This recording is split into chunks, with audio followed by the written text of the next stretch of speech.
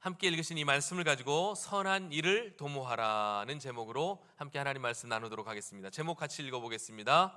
선한 일을 도모하라. 다시 한번요. 선한 일을 도모하라. 지난 수요일부터 금요일까지 2박 3일 동안 부흥회를 통하여 너무나 풍성한 은혜를 받고 누렸습니다. 매 시간마다 주신 말씀이 얼마나 달콤하고 너무나 귀한지 참 은혜를 많이 받았어요.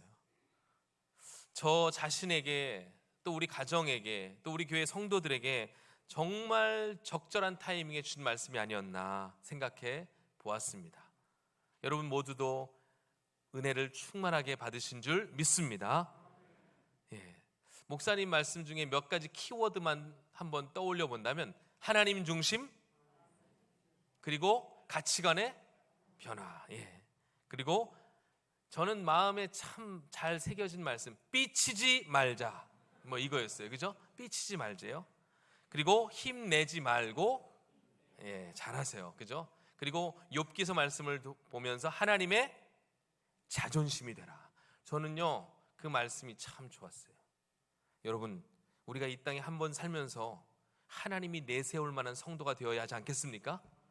모든 사람은 다 몰라도 우리 서울중앙교회 누구누구는 내가 인정하는 하나님의 사람이다, 이렇게 인정받는 저와 여러분 되기를 축복합니다. 하나님의 자존심, 참 그 말씀을 많이 보았는데 그런 생각은 저는 안 해봤거든요. 그래서 말씀을 들어야 돼요. 사실 저는 주로 말씀을 전하는 쪽이다 보니까 여러분 말씀 은혜 받는 통로는 참 많이 있지만 주로 우리는 말씀을 들음으로 은혜를 많이 받아요. 그런데 그 은혜 받는 주요 루트인 말씀을 듣는 거를 사실 설교자들, 목회자들은 많이 못 하잖아요. 그러다 보니까 이럴 때 3일 동안 말씀을 계속 들으니까 그 은혜가 얼마나 쌓이는지.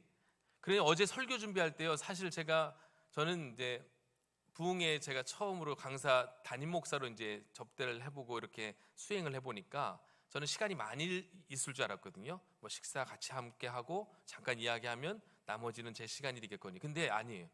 이게 신경이 얼마나 많이 쓰이는지 하루 종일 새벽부터 그냥 계속 신경 쓰다가 설교 준비가 제대로 못한 거예요. 본문은 정해놨는데. 근데 어저께 하나님이 얼마나 아이디어를 막 주시고 은혜를 주시는지 순식간에는 아니고요. 순식간은 아니고 아무튼 은혜로 귀한 말씀을 잘 준비하게 되었습니다. 이렇게 개인적으로도 은혜 받아서 참 좋았지만 저는 우리 강사 목사님의 말씀을 듣고 교제하면서 우리 교회를 향한 하나님의 비전이 너무나 뚜렷하고 확실하다는 사실을 깨닫게 되었습니다. 그게 저는 더 감사해요. 제 개인적으로 은혜 받은 것도 감사하지만 저는 우리 교회를 향한 하나님의 분명한 뜻과 계획이 설교자의 입에서 선포되는 순간 너무나 감사했습니다. 제가 특별한 얘기 한 적도 없어요. 저는 묻는 말에 대답만 했을 뿐입니다. 장로님들 좋냐? 좋습니다. 성도들 좋냐? 좋습니다. 얼마나 좋은지 모릅니다. 성도들이 참 좋아요. 그랬더니 한 번 목사님이 집회하고 나서 보니까 좋은 것 같다. 두 번째 날도 좋은 것 같다. 그렇게만 얘기하셨거든요. 그런데 하나님께서 귀한 강사 목사님을 통하여 우리 교회, 제가 고민하던 것들, 이게 과연 맞나? 이렇게 가는 게 하나님의 뜻인가? 우리 교회가 하나님이 진짜 사랑하는 교회인가? 우리 교회는 진짜 백이 교회인가? 이런 궁금증을 한 방에 해결해 주셨습니다. 우리 교회는 하나님이 사랑하시는 교회예요. 하나님께서 진정으로 찾으시는 복된 예배자들로 있는 교회인 줄 믿습니다. 그러니까 여러분은 축복받은 거죠. 그 교회 구성원으로서 또 그 교회 자체로서 우리는 하나님 나라를 향해 나아가고 있는 것입니다.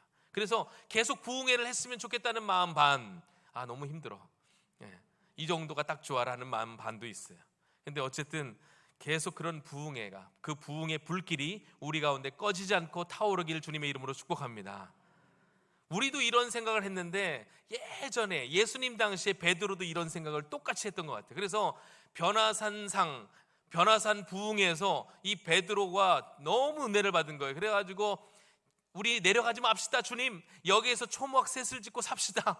그러니까 막 거기 흥분해가지고 우리 계속 부흥회 합시다. 그러니까 주님이 네 이놈 이러지 않으시고 특별한 말씀을 안 하셨어요. 근데 보니까 그 다음에 바로 베드로가 산에서 내려온 걸 보면 주님은 확실히 베드로에게 그곳에만 머물기를 원치 않으셨다는 것을 알 수가 있어요.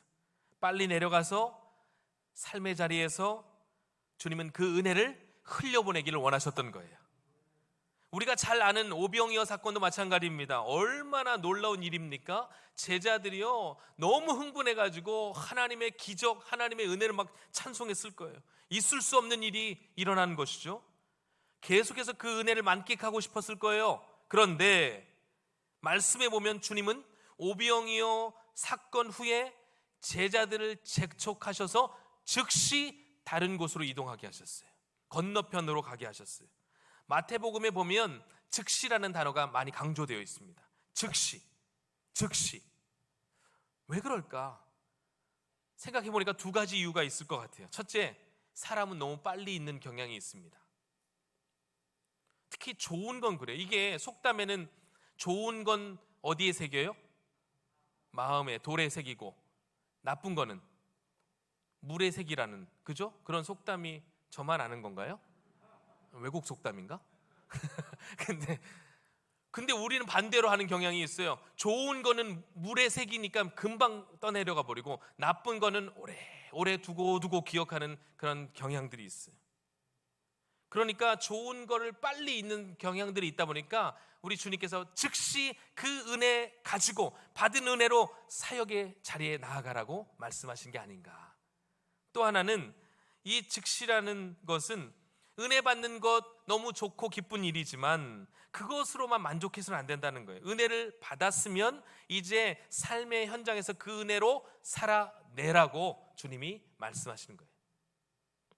이것이 바로 즉시라는 말에 담겨있는 주님의 깊은 의도가 아닌가 생각해 보았습니다.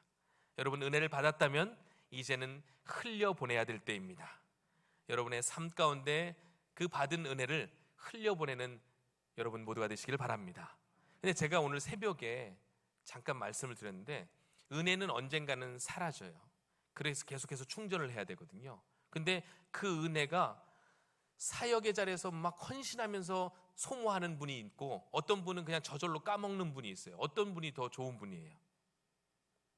사역의 자리에서 헌신하면서 은혜를 소진하면 하나님께서 그 은혜에 걸맞는 또 은혜를 주신다는 거예요. 그러니까 낭비하지 말고 그 은혜를 사역으로 이어가라는 것이 바로 우리 주님께서 원하시는 삶인 것 같습니다. 자, 이제 여러분, 우리가 은혜를 받았잖아요. 그러면 그 은혜를 어떻게 앞으로 누리며 살아가야 할 것인가? 오늘 말씀에서 우리가 그것을 확인할 수가 있는데, 자, 오늘 우리가 읽은 본문은 어떤 성경입니까? 여러분 왜 그러세요 갑자기? 아니, 신약 무슨 성경이에요? 신약인 건 알죠? 로마서. 자, 그러면 여기서 로마서는 몇 장으로 되어 있습니까? 역시 수준이 있어요, 그죠? 어떤 교회는 모를 수도 있어요. 이거 우리 교회는 다 알아요. 로마서는 16장으로 되어 있습니다. 제가 왜 이걸 강조하냐면 16장인데 두 부분으로 딱 나눌 수가 있어요.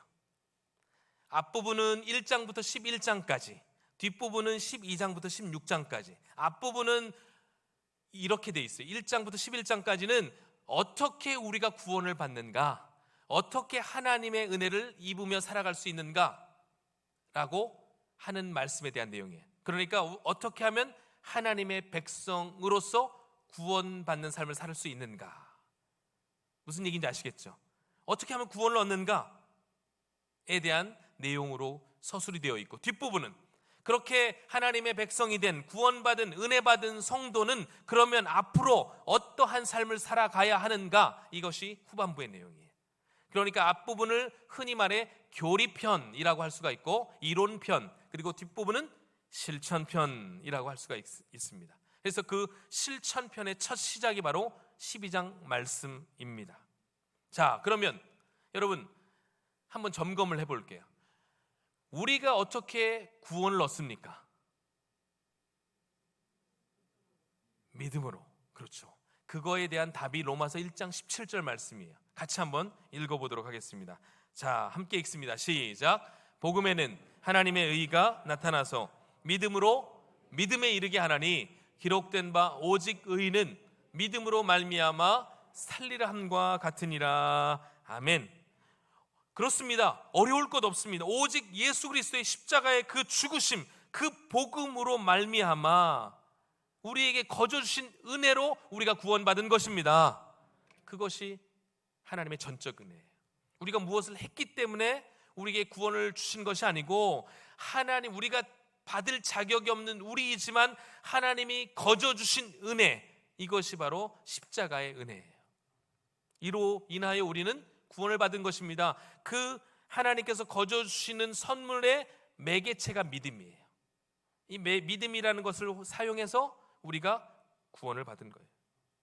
자, 그러면 이런 놀라운 구원의 은혜를 받은 우리가 앞으로 어떻게 살아가야 할 것인가? 그리스도인이 되었다면 그리스도인다운 삶이 필요할 텐데, 어떻게 하면 우리가 그리스도인으로서의 삶을 살아갈 것인가에 대한 답이 12장부터 기록되어 있는 거예요. 그러므로 12장 1절 한번 보도록 하겠습니다. 12장 1절에 어떤 단어로 시작합니까? 시작. 그러므로 형제들아. 여러분, 이렇게 시작해요. 그러므로 형제들아. 이건 대단히 중요한 말입니다.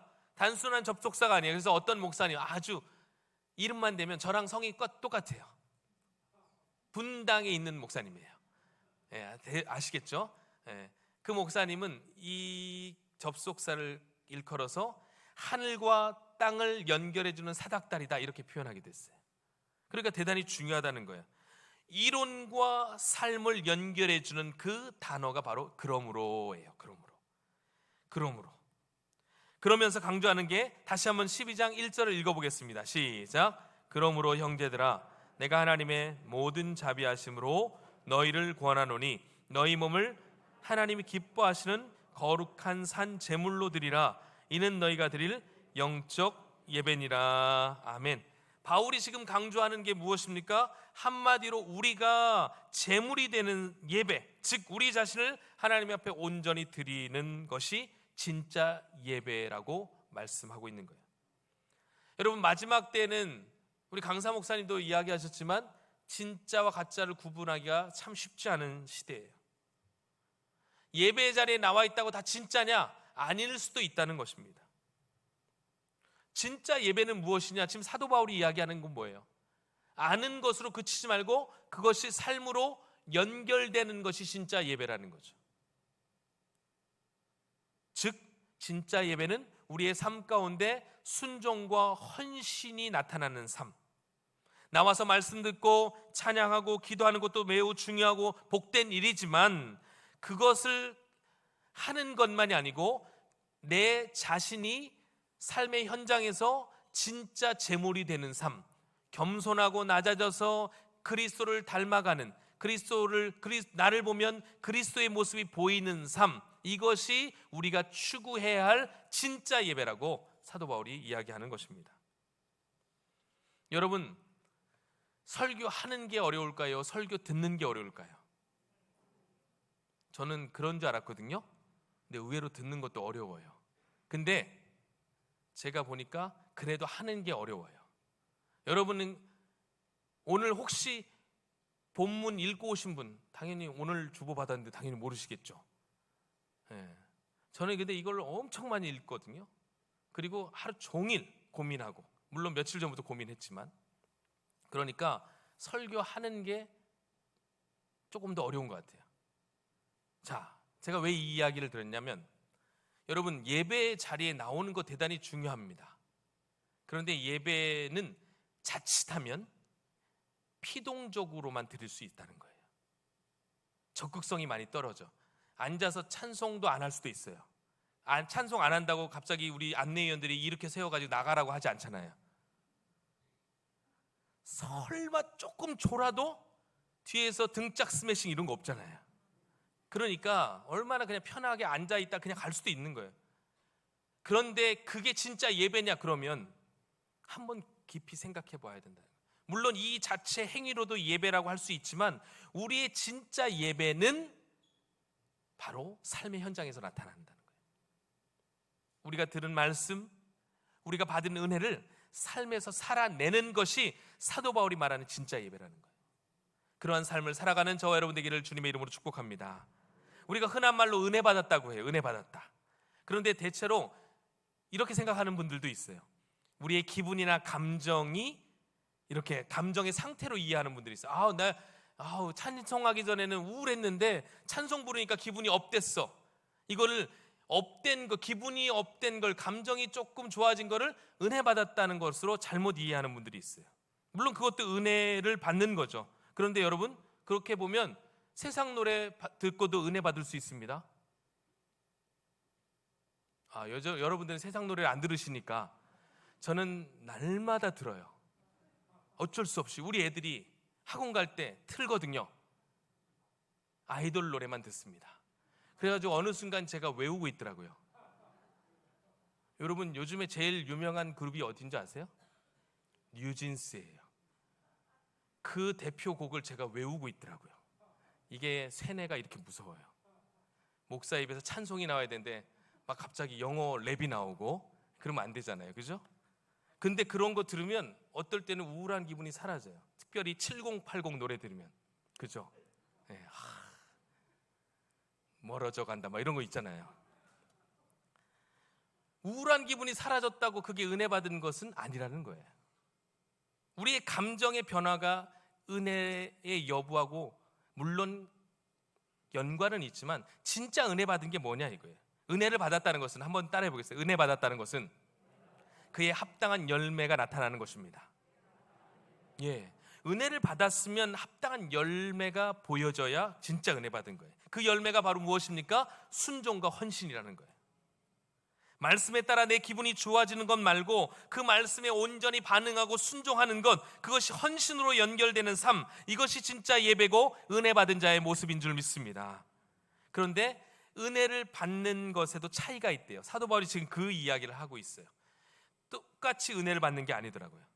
은혜를 받긴 받는데 그 은혜 받은 그것이 똑같은 헌신이나 똑같은 순종으로 이어지는 것은 아니라고 이야기합니다. 왜 그런가? 사도 바울은 그 이유를 두 가지로 이야기합니다. 첫째, 믿음의 분량 차이 때문이라는 거예요. 어쩔 수 없다는 거예요. 차이가 있을 수 있다는 거예요. 로마서 12장 3절 말씀 같이 읽어보겠습니다. 시작. 내게 주신 은혜로 말미암아 너희 각 사람에게 말하노니 마땅히 생각할 그 이상의 생각을 품지 말고 오직 하나님께서 각 사람에게 나누어 주신 믿음의 분량대로 지혜롭게 생각하라. 믿음의 분량이 있다는 거예요. 어쩔 수 없다는 거예요. 은사에도 차이가 있다면 믿음에도 차이가 있을 수밖에 없다는 거예요. 특히 주님의 일에 더욱더 그러한 경우가 많습니다. 믿음의 분량대로 우리가 생각하고 판단하고 결정하는 일이 많아요. 여러분, 근데 믿음의 용량이 큰 사람들은 특징이 있습니다. 어떤 특징이요? 현실만을 바라보진 않아요. 미래를 바라봐요. 미래에 그려질 하나님의 약속을 바라봅니다. 이것이 믿음의 용량이 큰 사람들의 특징이에요. 제가 오늘도 우리 강사 목사님 다른 교회에서 또 집회하신 거를 잠깐 봤는데 거의 비슷한 얘기를 하셨어요. 거의 비슷한 얘기. 개척할 때 맨 땅으로, 그죠? 어떻게 그럴 수가 있어요? 특별히 여러분, 우리가 잘 아는 사건 한번 생각해 보세요. 민수기 13장에 어떤 사건이 있었습니까? 가나안 정탐꾼을 보낸 사건이 있어요. 가나안 정탐꾼을 보내는데 12지파에서 가장 유능한 리더 한 사람을 뽑습니다. 그런데 그들이 갔다 와서 보고를 하는데 10명은 어떤 보고를 해요? 저 땅은 사람을 삼키는 땅입니다. 악평을 합니다. 저 땅 가면 다 죽습니다. 그렇게 보고를 합니다. 그런데 누구? 갈렙하고 여호수아만이 그 땅은 하나님이 우리에게 이미 주신 땅입니다. 우리가 능히 취할 수 있습니다. 할렐루야. 이렇게 보고를 해요. 똑같은 상황을 보고 전혀 다른 이야기를 합니다. 여러분 생각해 보세요. 12명을 뽑았습니다. 그러니까 자기 지파에 대표를 내보냈는데, 그러니까 얼마나 탁월한 사람을 선발했겠어요. 어리버리한 사람 자기 대표로 내보냈겠습니까?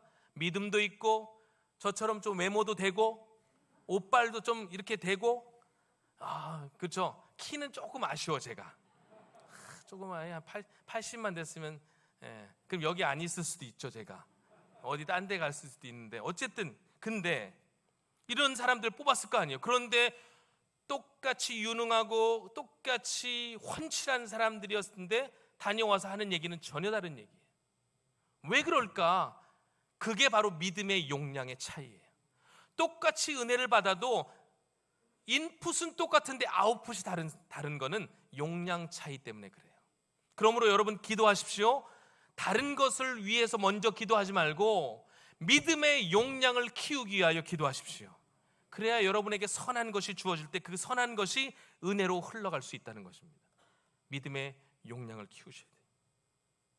자, 제가 요즘에 깨닫게 된 것 중에 하나가 그리 오래된 것도 아니에요. 2년 전에 여러분 5층 공간 리모델링 했습니다. 예전에 기억하시죠? 5층에 지금 유초동부실에 3개 부서가 돌아가면서 그렇게 이용을 했습니다. 시간차를 두고 뭐 그렇게 이용하면서 제가 물어봤어요. 불편함 없냐? 그랬더니 그 당시 교육자들이 괜찮대요. 그래서 제가 보기에는 되게 불편할 것 같은데, 그리고 청년부 이용하는데 막 유초동부 애들 현수막 붙어 있고 막 그러니까 3개 부서가 한 공간을 쓰니까. 그래서 제가 우리 장로님들께 얘기했더니 공간이 필요하다. 당회에서 의결을 해가지고 그래서 그 공간을 만든 거예요. 중고등부 공간을. 처음 만들 때는 이 정도까지 꼭 필요한가? 뭐 이렇게 생각도 하고 조금 더 이 공간이 잘 활용될까? 이런 생각도 했지만 요즘 들려오는 얘기가요. 지금 중고등부 공간이 작대요. 여러분 남 얘기하는 게 아니에요. 우리 서울중앙교회 지금 얘기를 하는 거예요. 지금 중고등부 공간이 작대요. 지금 청년부가 유초동부실에서 같이 하고 있거든요. 그 유초동부실에 청년부가 예전에는 많이 없었기 때문에 괜찮았어요. 근데 지금 그 공간도 작대요. 하나님께서 마련해 놓으면 채우시는 줄 믿습니다. 저는 그걸 요즘에 보게 됐어요. 확신하게 됐어요. 그러니까 믿음의 용량을 키워갈 수 있는 저와 여러분 되기를 소망합니다. 또 이렇게 차이가 나는 이유를 바울은 각각 주님께 받을 은사가 다르기 때문이라고 이야기해요. 은혜 받았다고 갑자기 발가락이 손가락 되는 거 아니고요. 손가락이 발가락이 할 수 있는 일 하는 거 아닙니다. 그렇죠? 은혜 받았다면 발가락은 발가락이 할 수 있는 일을 더 잘하는 것이고, 손가락이 할 수 있는 일은 손가락이 더 잘 할 수 있도록 하는 거예요. 그래서 제가 여러분 이게 말씀의 은혜를 받으니까 저도 막 아이디어가 생기고 막 이런 문장들이 탁 정리가 돼요. 이거 어디서 보고 베낀 거 아니거든요. 그래서 제가 딱 정리를 했어요. 은혜는 헌신의 깊이를 더하는 것이다. 멋지지 않습니까, 여러분? 네, 이거 어디서 베낀 거 아니라니까요. 은혜는 뭐라고요? 헌신의 깊이를 더하는 거예요. 그러니까 내가 발가락이 손가락 떼려고 하지 말고, 손가락이 은사가 다른데 어떻게 해요? 은사가 다른데, 그런데 주신 은사를 더 깊이 넓게 사용할 수 있는 저와 여러분 되기를 소망합니다. 그게 은혜 받은 자가 제대로 은혜를 사용하는 그런 모습이라는 것이죠. 자, 이렇게 믿음의 용량이 다르고 은사가 달라서 은혜 받은 대로 그 인풋은 동일하지만 아웃풋이 다를 수 있다는 거예요. 그러나 은혜 받은 사람이 동일하게 할 수 있는 일들이 있습니다. 그것이 바로 오늘 본문의 내용인데, 하나님을 믿는 자라면, 하나님께 은혜를 받은 자라면 누구든지 할 수 있고 누구든지 해야만 하는 일을 오늘 사도 바울은 쭉 몇 가지로 이야기를 합니다. 제가 자세하게 설명하지 않을 거예요. 여러분 간단하게 정리해드리겠습니다. 첫째, 14절은 축복하고 저주하지 말라. 이것도 단순화시키겠습니다. 한번 따라할까요? 축복하라. 축복하라. 여러분 축복을 많이 하십시오. 그 축복을 받을 사람이 용량이 되지 못하면 그 축복이 다 누구에게로 온다고요? 여러분 축복하는 여러분에게로 돌아오게 될 줄 믿습니다.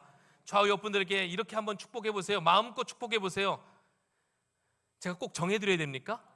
마음껏 한번 축복해서 당신을 보니 너무나 아름답습니다. 뭐 이런 거. 당신을 보니 하나님을 본 것 같습니다. 한번 해보십시오. 시작. 네. 여기서 들으면 다 방언처럼 들려요. 무슨 한국말이 안 들려요. 어쨌든 축복하셨죠? 자, 첫 번째 기억하십시오. 축복하라. 축복하라. 은혜 받은 자라면 이건 누구나 할 수 있는 일이라는 거예요. 어려운 일이 아니라는 거죠. 두 번째, 즐거워하는 자들과 함께 즐거워하고 우는 자들과 함께 울라.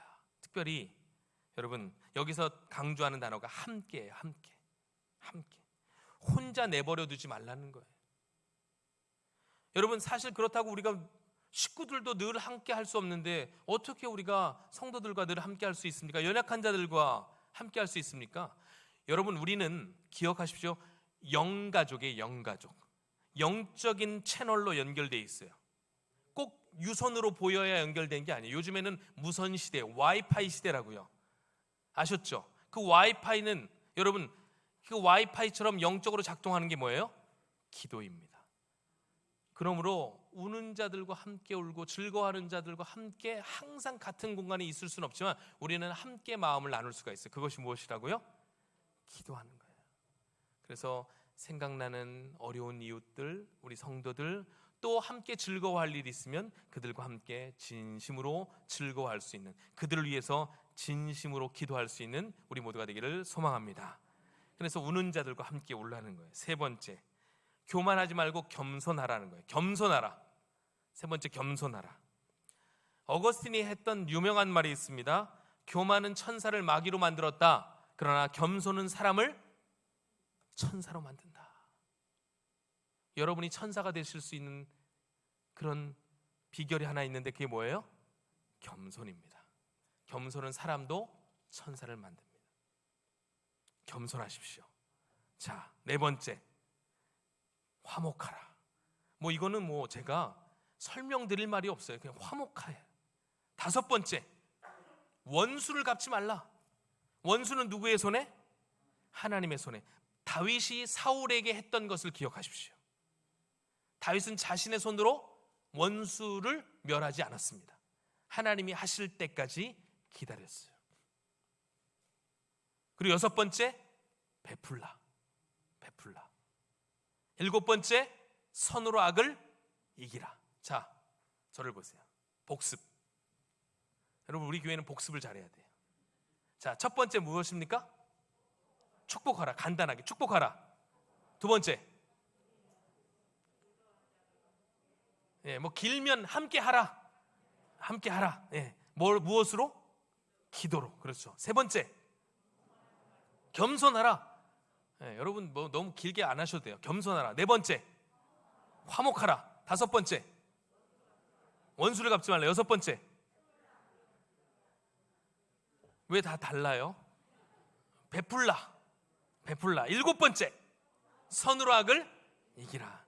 여러분, 여러분의 담임 목사가 얼마나 친절한 목사인지 이것도 어려우실까봐 제가 하나로 묶어드린 게 오늘 제목이에요. 자, 이것만 기억하시면 되겠습니다. 시작. 선한 일을 도모하라. 아멘. 이것만 기억하시면 돼요. 선한 일을 도모하라. 은혜 받은 개인과 공동체는 결국 그 은혜를 나누는데 여러분, 구체적이어야 돼요. 이것이 바로 선한 일을 도모하는 것입니다.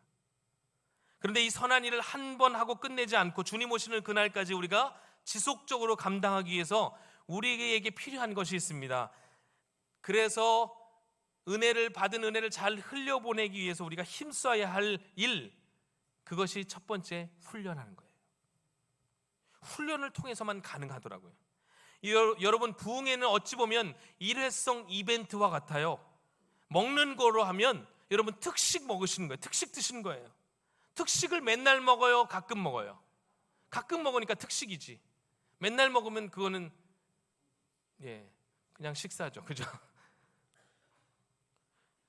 저희 2번이요. 이거 화면에 나가면 자세하게 얘기해. 1부 때는 좀 자세하게 얘기했는데 화면에 나가니까 2번이 요즘 아침부터 이제 학원에 간다고 유세를 떨어요. 그래서 점심값을 받아가는데 매번 돈을 줄 수 없으니까 제 카드를 줬어요. 근데 언니는 똑같이 카드를 줬는데 언니는 안 먹는 날이 있어요. 소녀 가장도 아닌데 안 먹고 건너뛰고 간단하게 그냥 물론 도시락도 싸가긴 하지만 저녁에는 그냥 빵 하나 먹고 끝내고 우유 하나 사 먹고 끝내요. 근데 우리 2번은요 놀라워요. 매번 비싼 걸 먹어요. 심지어 너무 비싼 거 먹어가지고 제가 전화했어요. 공부하는 애 웬만하면 제가 놔둘 텐데 야, 너 뭐하냐? 그랬더니 아빠 이거 세트로 먹어줘야 된대. 이 정도는. 그리고 그 밥만 먹으면 되잖아요. 그럼 언니는 우유 사 먹는데 이거는요 카페를 가서 카페 모카 이런 게 막 떠요. 매번 카페를 가요. 그래서 너 후식은 네 돈으로 먹어라. 제가 그랬더니 왜 그러네, 쪼잔하게. 그리고 심지어 지카드 다니면서 어느 날은 너무 많이 나와가지고 뭐냐 그랬더니 친구들한테 쌌대요 그냥. 근데 얘가 딱 2주 그렇게 긁더니 어느 날 엄마한테 와서 이야기하는 걸 제가 들었어요. 엄마한테 엄마, 매번 사 먹는 것도 지겨워. 집밥이 좋은 것 같아. 엄마 도시락 사줘 이러더라고요. 야, 그렇게 사 먹는 거 좋아하던 애가 집밥 타령을 해요. 여러분, 우리를 살찌우고 우리를 키우게 하는 것은 집밥이에요. 어머니의 사랑과 정성이 담긴 밥이라고요. 별것 없어 보이고 유난한 것 없어 보이는 반찬이지만 결국 그 음식이 나를 살리더라고요. 특식으로 살 수는 없습니다. 부흥회가 끝났습니다. 그러면 이제 우리는 엄마가 해준 집밥으로 살아야 돼요. 저는 엄마는 아니지만 여러분에게 집밥을 드려야 할 책임이 있는 사람이에요. 여러분 매주일 선포되는 말씀으로 영적인 살찌움이 여러분 가운데 있기를 축원합니다. 이것만 가지고는 안 돼요. 매일매일 여러분의 삶에서 말씀을 채워가셔야 돼요. 그게 바로 은혜를 받고 은혜를 유지하는 삶입니다. 다른 곳으로는 은혜가 유지가 되지 않아요. 그래서 그런 것들을 결국에는 보세요. 이 은혜의 통로가 지금은 가늘고 이렇게 가늘게 연결되어 있다면 사실은 훈련을 통해서 그 은혜의 용량을 키워가는 거거든요. 말씀의 은혜도 우리가 이만큼 알면 이만큼 우리가 은혜를 얻지만 많이 알면 그 은혜가 더욱더 확장되어집니다. 훈련은 그거예요. 그러므로 여러분 훈련에 여러분의 마음과 시간을 투자하십시오. 여러분의 영혼을 살찌우는 보약인 줄 믿습니다.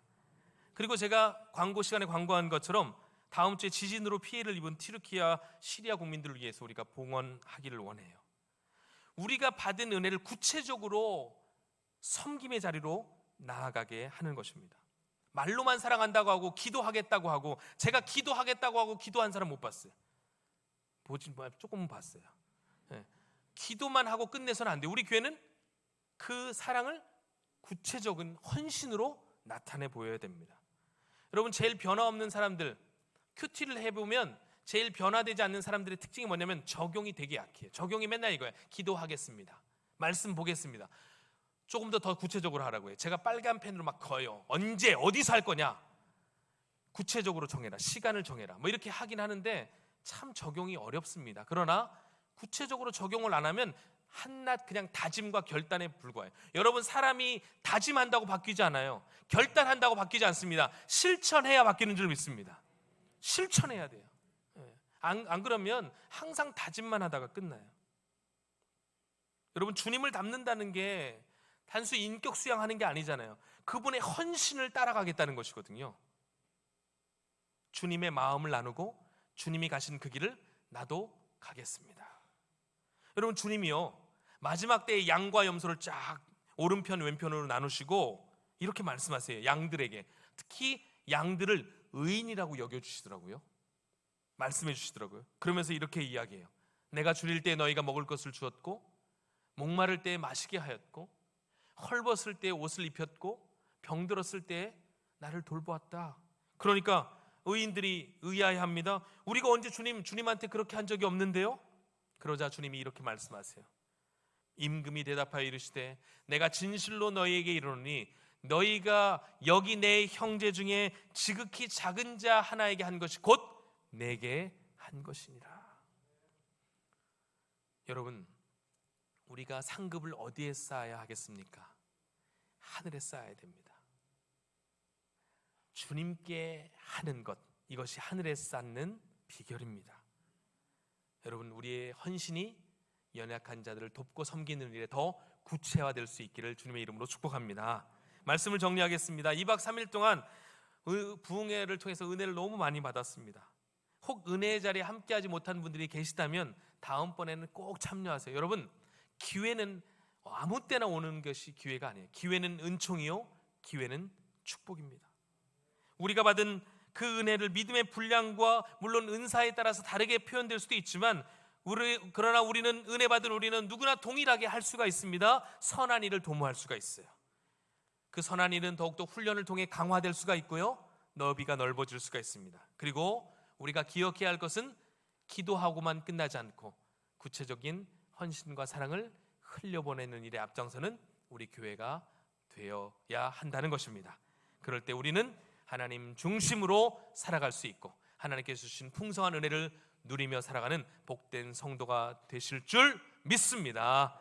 아멘. 우리 함께 찬양하고 기도하도록 할 텐데요, 요즘에 우리가 많이 불렀던 찬양이에요. 충만이라는 찬양 함께 찬양하고 기도하겠습니다.